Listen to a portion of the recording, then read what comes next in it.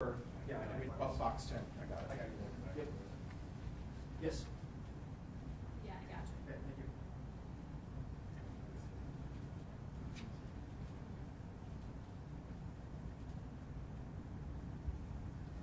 ¿Le opinión que es desperate? Or mic check, 1, 2, 3, 1, 2, 3.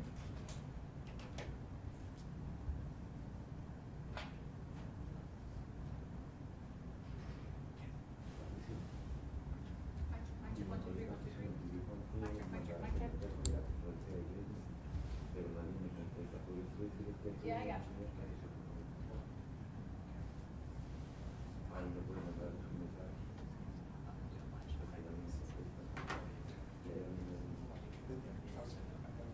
We waited for you.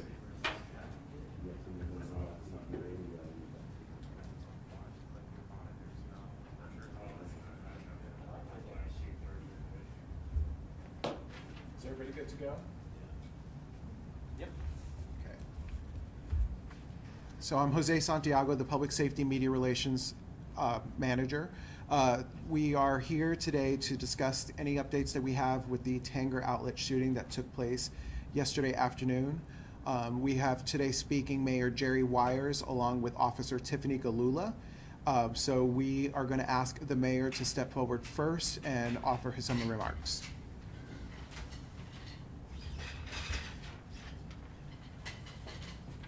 Good afternoon, everyone. I'll keep my comments very brief. And I'm not going to talk about the incident as much because we have Officer Tiffany will be doing that. Mine is more about the partnership that Glendale had that was with Glendale working with Peoria, Phoenix, the Department of Public Safety, and several other West Valley police and fire departments. Also a federal agency that also was part of that. And I really want to reach out and thank Phoenix Mayor Kate Gallego. She called me personally and offered anything that Phoenix could do other than what they were currently already assisting with.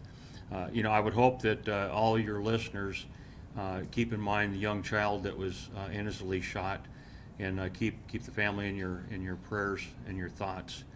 You know, things like this are tragedies when they happen. We're fortunate that no one died from this, but please keep them in your prayers.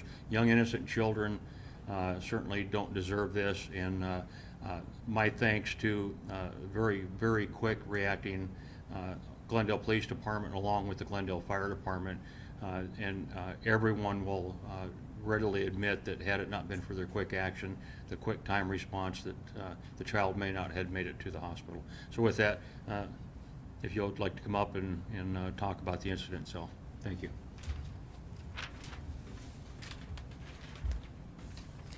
Officer Tiffany Galula, N-G-A-L-U-L-A, Glendale Police Department Public Information Officer. So let's recap a little bit of what happened yesterday from the beginning, just in case you all missed it. So at about 2:43 p.m. yesterday afternoon, the Glendale Police Department received several 911 calls of shots fired at the Tanger Outlets located near the Loop 101 and Glendale Avenue. At 2:45 p.m., within 2 minutes of the initial call being dispatched, the first officer arrived on scene and was flagged down and advised that there was a 4-year-old boy with a critical gunshot wound. That officer immediately rendered first aid, life-saving treatment to that 4-year-old boy. At the same time, he began giving out suspect descriptions of possible shooters and safe routes in for other officers. At 2:49 p.m., so just 6 minutes after the call was dispatched, the Glendale Fire Department, Engine 158, responded for initial triage of multiple gunshot victims. When they arrived on scene, they located that first initial officer and took over life-saving first aid of that 4-year-old boy, which was then handed over to the Peoria Fire Department, and that boy was transported to Local Valley Hospital by Maricopa ambulance. Phoenix Fire Department also responded and assisted since there were multiple gunshot wound victims. Call takers advised many 911 callers at that point that they needed to shelter in place and lock down the Westgate area, the Tanger area, and the hotels. The 27-year-old mother of the 4-year-old boy was also shot and transported to Local Valley Hospital, along with a 17-year-old male who was shopping with them. Yesterday, we advised that it was a young adult male. However, at this time, we were able to identify that he is actually 17 years old. Investigators have been able to determine that that 17-year-old was armed with a handgun, was involved in an altercation with 2 juvenile males, a 15-year-old and a 16-year-old. The 17-year-old male has been identified as the primary aggressor and pulled out a handgun and began shooting at the 2 juvenile males. The 15-year-old male began shooting back, striking the other 3 individuals. The 2 juvenile males were driven to a Local Valley hospital by a dark-colored SUV. I know a few of you had questions yesterday about a dark-colored SUV at a hospital. That vehicle dropped off the 2 juvenile males. Initially, we were told that 2 juvenile males arrived at the hospital with gunshot wounds. However, we have been able to confirm that only one of those juveniles was struck by gunfire. The 15-year-old shooter was the only one who sustained gunshot wounds. The 16-year-old was not injured. We're still investigating what exactly occurred that caused the shooting between the 17-year-old and the 15-year-old, but we do know that there are no additional outstanding persons involved in this crime at this time. Again, the 4 persons injured all remain at the hospital. That includes the 27-year-old mother, the 2 teens, and the 4-year-old boy. The 27-year-old mother and the 2 teens are stable. However, the 4-year-old boy is still currently in critical condition. Again, this was a coordinated response by all Valley agencies, able to come together in order to ensure the safety of the community and all those persons out there at Tanger yesterday. So we want to thank the Phoenix Police Department, the Peoria Police Department, the U.S. Marshals, other West Valley agencies, and we want to include the automated aid by the fire department, which includes Phoenix Fire, Peoria Fire, obviously the Glendale Fire Department, who we work with, we train with, in potential situations that could be an active shooter. This was a singular incident, not an active shooter, but we were prepared for it, which definitely helps. Again, this is a traumatic incident to our community. We want to let any individuals know that may have been out there, that may have been affected by this, that there are crisis counselors available. Our victim advocates that are located at our Glendale Family Advocacy Center, they have a phone number that they want to give out to ensure if anybody's having trouble dealing with this trauma, that they can get resources and additional help. And that phone number is 623-930-3030. And I'll take any questions. Just to confirm, so just the 15-year-old shot back. So it was the 17-year-old and 15-year-old shooting at one another? Yes, that's correct. And the 17-year-old and the 15-year-old are known to each other. Is this gang activity or? We have no indication at this time that this was gang-related. Okay. Was the mother and the 4-year-old related to either the 17-year-old or the 15-year-old, or they just happened to be at the mall at the wrong time, at the wrong place at the wrong time? The 27-year-old mother and her 4-year-old child were shopping with the 17-year-old male. Do you know the relationship between them? I don't have information on the relationship between them. I know that they were all together shopping. And who did you say was the primary aggressor in this? The primary aggressor is a 17-year-old male. About where in the mall, can you give us a basic idea? Predominantly in the center of Tanger Outlets, so right in that center walkway area. If there are no further questions, I'm sorry, go ahead. I definitely have questions. Got real quiet. Sorry. No, and you guys are still trying to figure out exactly what happened between these two that led to them to start shooting? Absolutely. So if you think about it, we have potentially hundreds of witnesses and victims and people that were out there. So it's going to take some time to go through those interviews, to go through the evidence that we've located on scene, to go through victim statements, not to mention, 4 people are still in the hospital that are very deeply involved. So it's going to take time until we figure out what exactly led to that confrontation. Any idea how they got their guns, being 17 and 15? We don't have any information on that yet. I know Any you said, thoughts on that, now that we're on it? It's alarming that teenagers have guns. Any thoughts on that? Absolutely. I mean, we have gun laws where you have to be of a certain age to possess a firearm unless you're going to a range or you're training, that kind of thing with family, with experts. We just want to make sure that, you know, if you do have a firearm and you're an adult or a parent, that you keep it secured, that you keep it gun safe, keep it in a gun safe, or keep a gun lock on it. We want to make sure that those handguns don't get into essentially the hands of our children. Are they allowed legally on that property?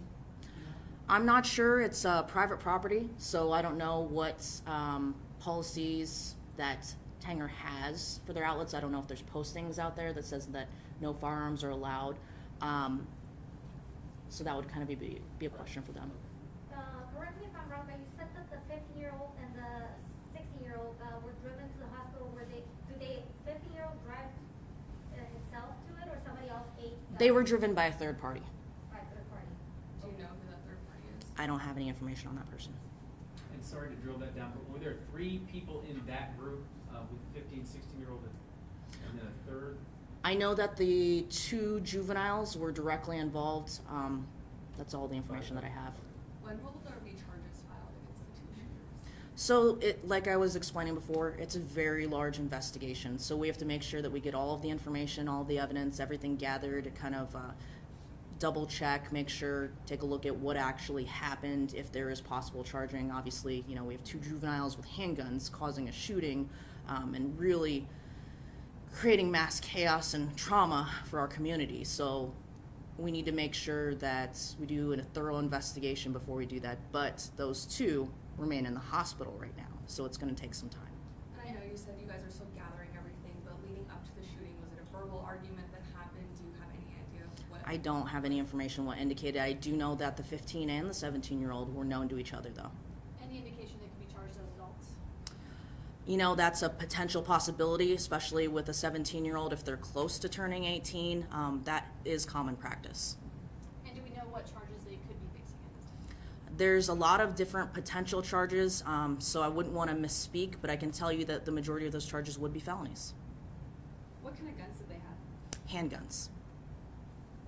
You know the caliber? I don't know the caliber, no.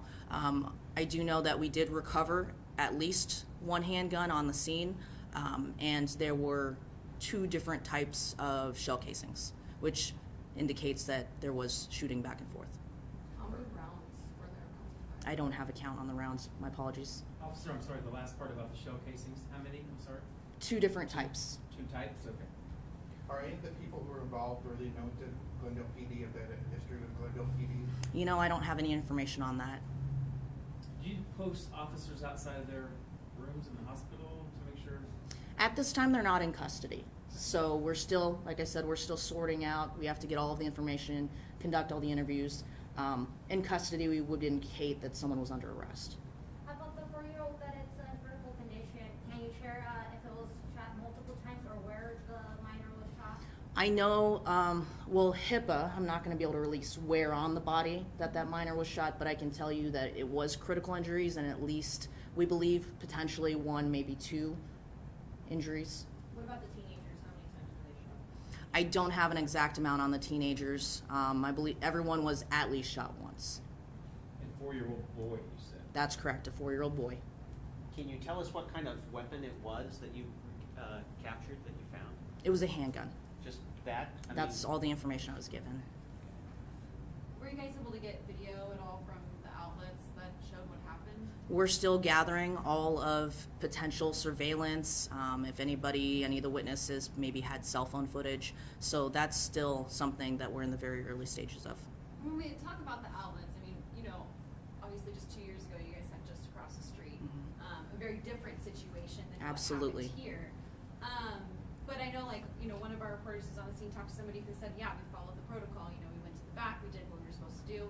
Is that what you guys found, is like people people acted in the way that you hope that they would act in this kind of situation, even though you don't know exactly what's happening, or if that makes any sense? No, it absolutely does. I would say that much like Westgate, no life was lost. So that, in a sense, is a success. The negative aspect is the trauma caused to the entire community. We don't want there to be some sort of fear instilled in the community, especially when the connotation of an active shooter. And this was not an active shooter. This was a singular, isolated incident between two parties. So we want to make sure that the public understands that. But when you hear gunfire and you hear shots, you don't know what's going on exactly, just as we don't know until we're able to start that investigation. So the best thing for people to do is why we had our 911 call takers immediately telling people to shelter in place, to lock the doors, to stay down, to wait until a police officer is able to come to them and ask them to come out, to ensure that there are no further threats or further victims. So we've really done a decent job in protocol-wise to kind of ensure that. I hate to say that, we learned from Westgate, but we did do a good job at Westgate. Similar to this, no one passed away. And, we're all pulling for that 4-year-old little boy still. So I hope that everybody out in the community can do so as well. Can you just clarify if the 17-year-old and the 15-year-old had any relation? Yes, they were known to each other. I don't know what exactly their relationship was, but they did know each other previously. Was there any property damage at the mall? I don't have any information on property damage. Again, we're less than 24 hours of when this first happened, and there's just a lot of interviews, a lot of different things to comb through. So as the days commence and we get an opportunity to see each one of these individuals heal, we'll probably have more information. Are you looking for the third party? There are no outstanding suspects. For the people who dropped them off, you're not? There are no outstanding suspects. We pretty much know all persons who are directly involved. I know that, just a few weeks ago, Phoenix Chief Jerry Williams has talked about how they've seen an uptick in gun violence, and there's some data that supports that. Have you guys noticed that too? I guess this kind of raises that question, given what happened. I don't have exact numbers on gun violence, but I can tell you in the past few years, we have done the best to equip our officers with trauma kits to include chest seals for sucking chest wounds and tourniquets, and we've been able to save as many possible lives from gun violence as we can. And that's, we can only try to plan for as much as we can and try to save as many lives as we can, because ultimately that's our job, is to protect this community. Is that what helped that 4-year-old boy yesterday? I don't know what exactly was used first aid wise, but I do know that at minimum CPR. Thank you. Thank you, guys. So once again, once we are able to get back to our office, we will email you out some video of some of our officers clearing some of the stores in that area. We have some 911 calls as well that we can share with you all, and a press release in case anybody needed some information back at your individual stations. So we thank you guys for coming, and thank you.